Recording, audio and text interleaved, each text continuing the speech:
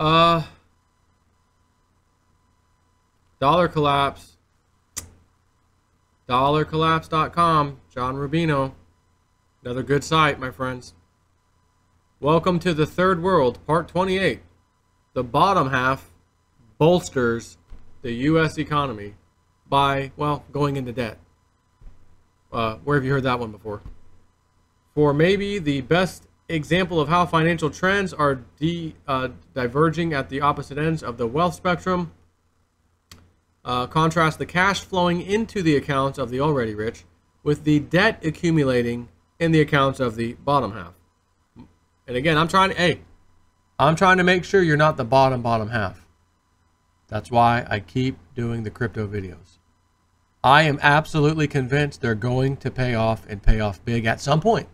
And I try to come out here to give you an idea when we think that is. The psychic said this, the webbot said that, the TA shows this, whatever it is. And if it's TA, it ain't my TA. It's somebody else's. So, I'll tell you that much. So that you don't become that part of the society. Most people are. Again, you may see someone who's really poor, some people who just middle class, average, and then there's upper middle class. It's like, no matter where you go, everybody's in debt. So it's like, well, I have a car, but I got a car payment. How much you pay for the car? $3,000. It's it's not exactly the nicest car, but you had to get it on finance, right? Yeah. Okay. So you got that. Credit card. Yep. Using my credit cards. Okay. You're lower class, let's just say. And then you move up to middle class. Oh, we have two cars.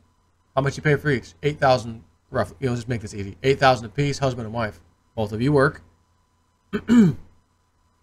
Those cars financed? Yes, they are. Are they brand new? Maybe, maybe not. Doesn't matter. Well, they couldn't be at $8,000. So no. Got that there. Guys got credit cards? Yes, we do. Go to the upper middle class. Much nicer house, cars, etc. Same story. Got your mortgage payment like everybody else and or rent. Got your 2 or 3 cars. You're paying on all of them. And you got your credit cards too. You're just living in a nicer house, nicer cars, and that's it. You're still a debt slave and you're still feeding the system. Isn't that amazing?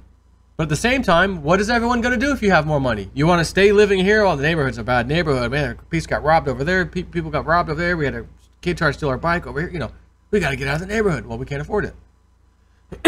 So when you can't afford it, believe me, I understand. You're going to get the hell out of there and still continue to do the same things you've been doing your whole life. Get a car financed, debit, up, don't have the money, credit card, right? Because you don't have the money. Well, we could have the money if we go live over there near the ghetto. Nah, I think I'll rather struggle and live over here where it's a little safer, right? I mean, I get it. Anyways, let's continue, shall we? Mortgage, Groupon, and card debt. How the bottom half bolsters U.S. economy. Reuters has a little article piece here.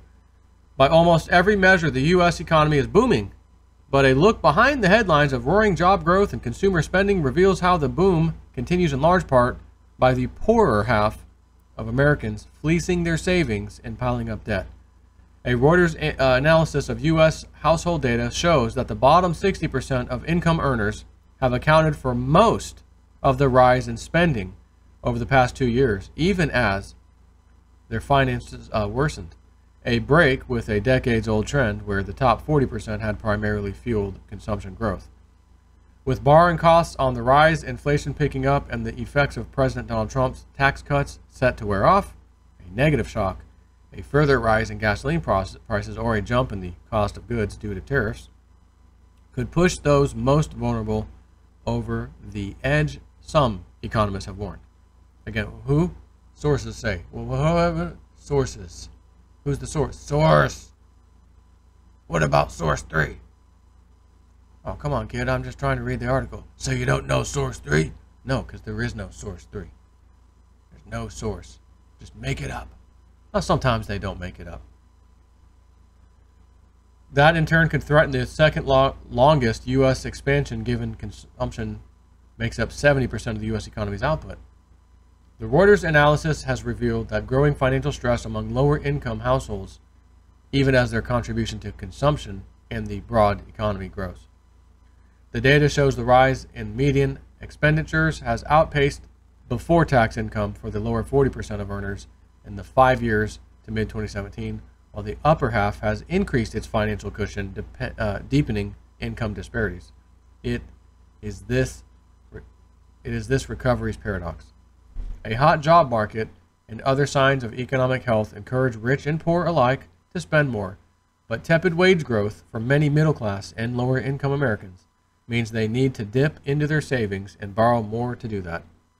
As a result, over the past year, signs of financial fragile. Must be Italian. No, honey, I think that says fragile. Oh, yeah. Why am I always doing that? Why can't I just read an article and not have something come into my head where I got to stop and throw a movie line or a song out at you? Why? Because that's my pleasure. As I throw another one out at you. It's what JSNIP4 does. So you could go to commercial break. No, we're not going to commercial break. We're going to throw something at you. Might make you laugh or might make you say, oh, here we go again. Either way, just got you off for a second, get you back on track. Here we go. As a result, over the past year, signs of financial fragile have been multiplying, with credit card and auto loan delinquencies on the rise and savings plumbing their lowest since 2005. Mina Whitney, 27, a certified medical assistant at Drexel University's gastroenterology unit in Philadelphia, experienced that firsthand. 3 years ago, confident that she had a steady full-time job offered enough financial security, she took out loans to buy a Honda Odyssey. Hey, that's funny, I just mentioned that. Cars. And a $119,000 house. Hey, I think I also mentioned that. Where she lives with her mother and aunt. Since then, she has learned that making $16.47 an hour, more than about 40% of U.S. workers, was not enough. I was dipping into my savings account every month to just make all the payments, she says. With her savings now down to $900 from $10,000, she budgets down to toilet paper and electricity.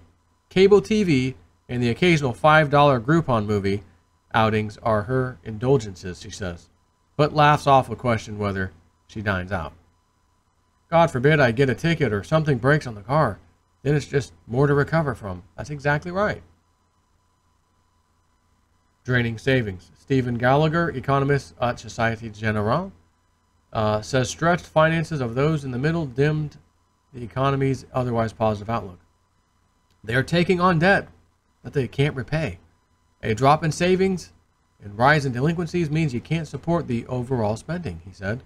An oil or trade shock could lead to a rather dramatic scaling back of consumption, he added. Now, where was he from? The club's bank, one of their club banks, Societe Generale. And what was his comment? Oh, if oil spikes or a trade shock, oh, you mean like the trade, oh, it's Donald Trump, blame it on Donald Trump. They got to throw it in there. Any way we can, throw something in there. Well, if a trade war develops or, God forbid your car breaks down or oil spikes, you get a flat tire. Sounds like the rich already have all the stuff they need and are now just letting the cash accumulate as it comes in from stock dividends and executive salaries while everyone else is borrowing to hold on to what we have. This of course doesn't work in the long run because interest payments eventually eat whatever raises the working class borrower gets in even a strong economy. When the inevitable recession hits, the debt remains while income falls, pushing millions of people over the edge. This happened in 2008 with mortgages and will soon happen with the mini bubbles of auto, credit card, and student loans, at which point the rich will redeploy all the cash they've accumulated to buy up the assets the rest will have to sell at super steep discounts. And I'm over here telling you again, Crypto Joe over here, JSNIP, man. Guys, housing going down, crypto's going up, man. If we can meet in the middle, yes. Get your asset, all right? You're going to do what the rich get to do to save you from having to be that person. That's what I'm trying to do. I can't tell you 100%. Oh, how do you know for sure? I don't know. Nothing's for sure. These cryptos could go to zero tomorrow. Hey, guys, it was a good run. At least I got my house. RV paid off. Cars paid off. Jet skis paid. Thanks. It was a good run. And forget the other ones. Just the house, getting this freaking house with crypto money. And I mean the down payment. I already won, right? But guess what? I don't think the party's ending. I don't think, oh, well, yeah, you got lucky, Jason. The rest of us are going to suck. No, my friends. No, no, no. You just have to be patient. And not just patient. More patient than you thought you'd have to be. And then when you think you're done there, you might have to be even more patient, which is what we just got done witnessing and experiencing ourselves over the last 7 flipping months. If this stuff pans out even kind of, your life is going to be so much easier. Because even if you don't get to pay your whole house off, oh, but I got to pay the car off. I got to pay such and such off. I got out of debt. I paid the student loan off. You know, something wrong with that? No, not at all. Of course, we're all waiting for the big one, the big payday. And that may be a few years out. It may be a few years out. And that's okay. Because if I could say one thing as I do these videos years and years down the line, and as long as I've been doing them, but especially talking about cryptos and forward, if these things pay off, I mean, they already have if you really look at it. If you were getting in when I got in last year, you're already pretty happy. But for everyone else that may have got in more recently or whatever, came up, went back down on you, if I can look back in a few years, if that long, and say, son of a gun, I really dealt with a lot of crap. My channel almost getting shut down, trolls and this and that, and to just keep preaching the message. Guys, hold strong, man. I'm doing it. You should do it too. I'm telling you, because I'm doing it, man. If there's, you know, people held out, and it actually worked. And holy crap, Joe, thanks, man. Joe, you know, I was with you, buddy. I was scared, but you know, and I'm gonna hear a bunch of those stories. We held, dude. We held. I'm gonna look back saying, holy crap, how many people did I actually like seriously affect? That actually hodled when it hurt, when it was painful, like super painful. Oh God, it's scaring me. Yeah, but old Joe, let me turn on YouTube. Oh, there's Joe. There's Joe. What's he saying? He's holding still. Look at his face. He doesn't even look nervous. He's not even scary looking. He's got both the mini snip fan and the bigger J snip paddle fan going at once. And he's not even breaking a sweat. Oh, that was just a heavy duty dip was all. Buying opportunity. But I will be very pleased with my life if this all pans out, and I think it will. And I can say, man, I really affected a lot of people's lives in a really, really good way. We hodled when we needed to hodl. We sold when we needed to sell. You know, did we sell back in December? No, the hell we didn't. We all thought, party, oh no, it's going higher. I'm not selling now. And it didn't. It came down. There it goes, there it goes, there it goes. Oh, it came down again. All right, turn around. Nope, back down.